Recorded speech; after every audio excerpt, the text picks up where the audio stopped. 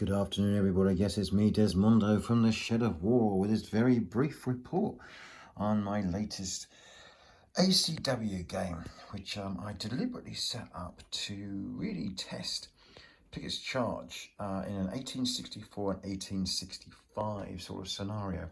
For those of you who know anything about the American Civil War, effectively from sort of from mid 1863 onwards, both sides started to dig in at any opportunity.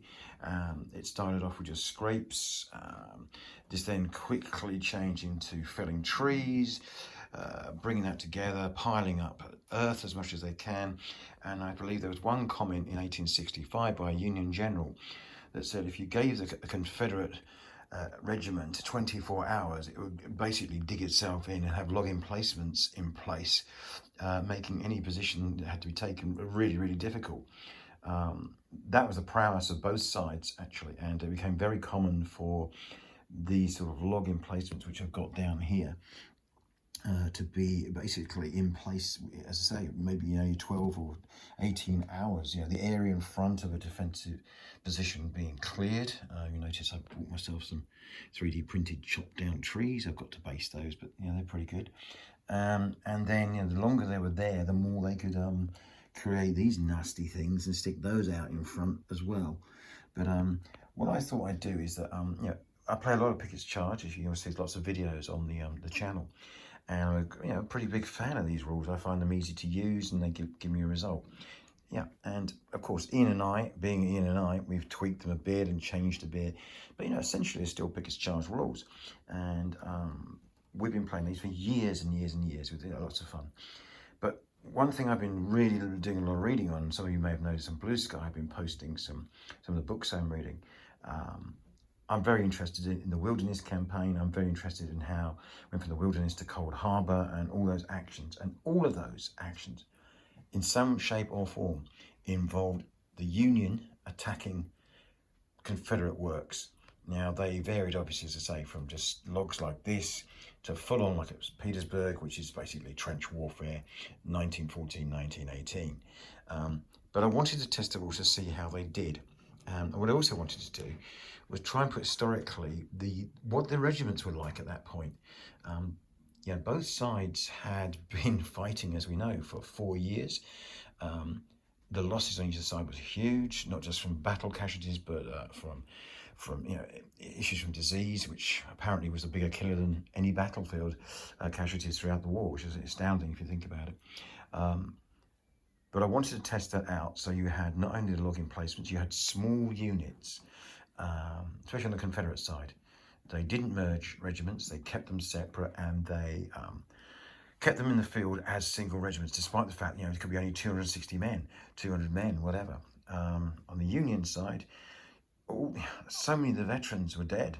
The army of 1864-65 was bled white in the Wilderness. And some people consider that actually Grant's policy of attrition was almost similar to, say, a 1914-19 way of dealing with an issue.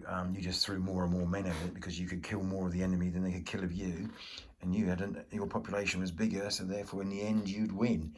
I think that's always worth a really interesting debate there about whether Grant was really a great general, or did he just butcher the Army of the Potomac in the Wilderness, and therefore, and by doing so, he absolutely tried to destroy Lee. Almost did, but as we know, the war went on for a little while longer. But Grant certainly seemed to not have as much concern for his men as maybe I had thought he had. And certainly the actions you read about were incredibly bloody, and you must question why you'd be throwing regiments after regiments at units that are dug in. So anyway, I tested the rules out. I started playing this on Wednesday night, and it was suitably interesting because I have some of the US colour troops involved, which is the first time they've been actually used on table. These are Dixon minis. They're lovely figures. The flags are actually off the internet. I found the images and printed them out and created the units. So if you're wanting the flags, which by the way is tremendous for the US colour troops, please have a look online. So the plan was really simple. You had a Confederate line dug in, you had a redoubt sticking out in the front, followed by the main line and a area which hadn't been developed. And basically it was just a straightforward assault. It ended rather quickly today. The Union got in close and were shot to bits. They couldn't get anywhere near getting across these defences. The problem was simply that when you have a reasonable amount of open ground between you and the defences, which is obviously what the Confederates would want to do, is clear these areas, they're getting in not only probably one volley as you come out of any cover across the land, you then go through defence, which unforms you 90% of the time, I would say, and then you have to go up and then take another volley as part of the charge sequence. Now, this is all common stuff to most wargames rules. The problem was the amount of casualties inflicted from that cover all the way across to the actual line was such that the negative factors that come into play in Pickett's charge, I would say, made it absolutely, not impossible, but it's damn well close to it, that you couldn't get over these things. You got a negative for being unformed. What a surprise. You got a negative for the casualties you took on the way in, the casualties you already took when you came out of into the open ground. You're up against troops that are in a defensive position. Even if you've got supports, nearly always they're going to be unformed because they're going through defense again. And if you're unformed, that reduces their effectiveness to help you in taking a position. So my upshot of all of this was incredibly interesting, but I do have some doubts that actually you can actually ever take anything like this in Pickett's charge. Not without, you'd have to have a massive artillery bombardment before it. Now, let's be quite honest, where would the artillery have to go? The artillery would have to be dragged through the woods, shut on the inside, right on the cleared area, and fired. Assuming this is a wooded area, for example.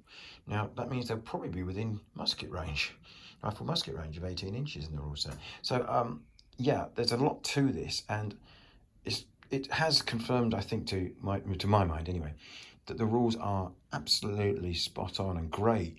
Not spot on, but they're very, very good for fighting in open country. I think they do a pretty good job of fighting in woods.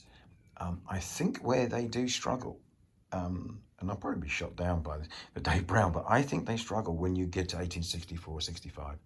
I think the introduction of this hasty defence makes some of the mechanisms break down, and I really think it would be incredibly difficult for the Union to actually take anything. Now, of course, they did. Yes, casualties were high. You look at some of the early parts of the Wilderness. Not only do they take the first line, they then have to attack a second line, which is they're only stopped by the fact that the Confederates will do a counterattack. I think it was called the Mule. So you have to question, if a rule set can't get you to do that, is there something that needs to be changed? So I'm going to step back from Pickett's charge now. They are a great set of rules, but I think I've got enough now in my wargaming memory banks, and with the research I've been doing over all these years, I think I'm ready to actually write my own set.